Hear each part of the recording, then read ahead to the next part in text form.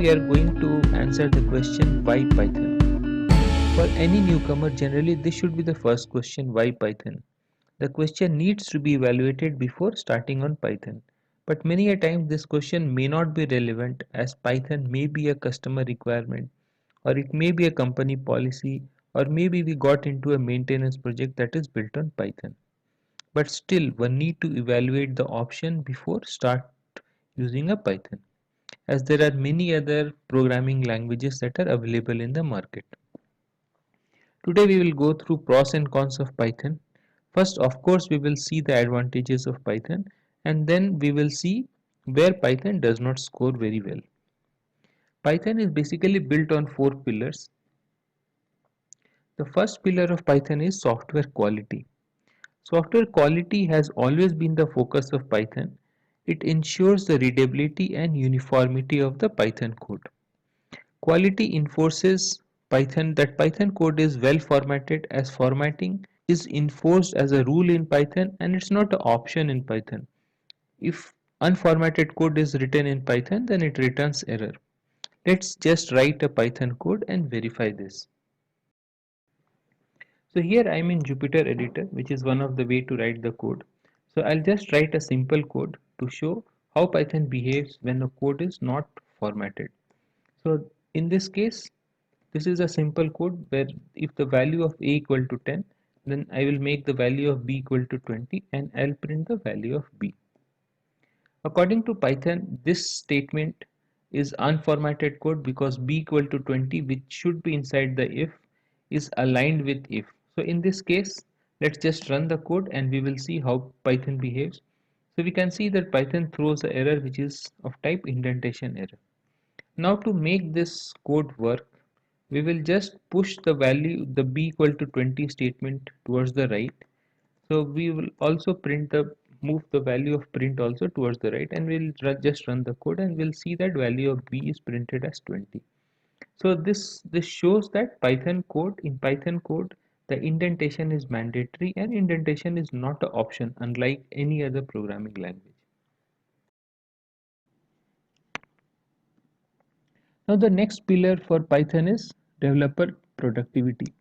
It has been observed that Python code takes approximately one-third or one-fifth of the code to write the same functionality in comparison to any other programming language. Let's just see a comparison of basic Hello World program in Python and C++. So this code is written in Python and this code is written in C++. So here we can see that Python takes just one line to write the hello world program, but C++ it requires at least 5 to 6 lines of code to write a hello world program. And Python code is very easy for anyone to understand as it is very intuitive. It is just one line which is print hello world. Now the next point of developer productivity is dynamic typing. So it ensures that programmer need not specify the data type of a variable. Assigning data type to a variable is left to Python and programmer just need to concentrate on the details of application logic and he or she need not worry about the intricate details of code and the variable. This also ensures that developers need to write less, need to debug less, need to maintain the less code, which overall increases the productivity of the user. Now the next point is Python code runs immediately without compile and link. It allows a programmer to develop a code and just run the code. Unlike other programming language, compile and link step is not required in Python. This ensures that Python user takes less time to develop and run the code. This reduces the overall development cycle and hence increases the productivity of the user. Now the third pillar of Python is program portability. So it allows a Python programmer to run a Python code on multiple OS platforms in a seamless manner. For example, a code that is written in Windows, it can run on Linux without any change. It just requires copying the code from one platform to another.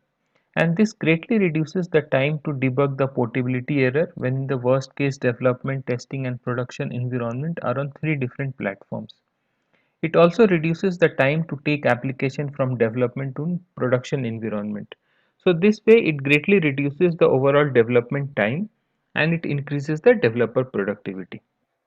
Now the last point and the last pillar for Python is a support library, which is one of the most important pillars in a Python. So Python has a built-in support library to support large collection of functionalities in Python. This comes along with Python when anybody installs Python. In addition to that, Python has a large collection of a third-party library. The list includes like NumPy, Pandas, which are greatly used in the machine learning, GUI libraries, libraries for game development, and the list is continuously growing. Today, Python is used in GUI programming, machine learning, data science, data visualization, network programming, and in many other fields. So the overall these four pillars of Python, it had made the Python easy for developer, tester, and everyone who uses Python.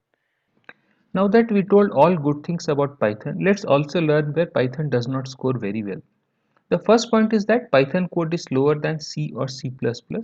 So the Python may not be a natural choice if faster execution is the only criteria for application.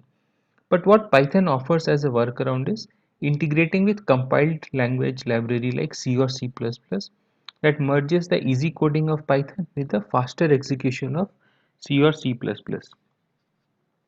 So idea is that we can create a C, C++ library and from Python it is possible to call those libraries. For example, NumPy and Pandas, they are built on similar logic and that's why they are very popular today. So they are easy to code because of the Python coding and they are faster and efficient because of the faster execution in the compile time library like C or C++. The second point is the exponential growth of Python libraries that is very difficult to cope up with for any Python user. But this point is also a positive point for Python and that's why Python is so popular today because of its extensive third-party libraries. In the subsequent videos, we will learn more about what can be done in Python, Python installation details, and then we will be able to learn the Python coding. So stay tuned. Thank you.